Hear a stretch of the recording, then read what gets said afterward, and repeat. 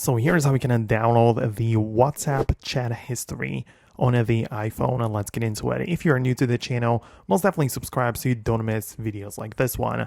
Essentially, you just go to your WhatsApp app and tap on the settings at the bottom.